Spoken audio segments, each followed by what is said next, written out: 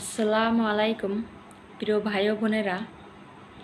আজ আমি কিছু কথা বলবো, কথাগুলো আপনারা শুনবেন এবং জেনে রাখবেন ইনশাল্লাহ। সময়, বন্ধু আর সম্পদ, এই তিনটি অমূল্য সম্পদই আমরা বিনামূল্যে পাই, কিন্তু তাদের আসল মূল্য আমরা তখনই বুঝতে পারি যখন তারা আমাদের জীবন থেকে হারিয়ে যায়।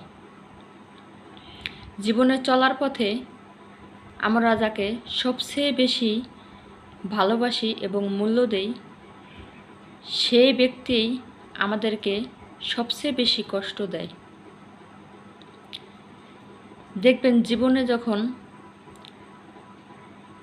জীবনের দরজার সামনে যখন অভাব এসে দাঁড়ায়, ঠিক তখনই ভালোবাসা জানালা দিয়ে পালায়।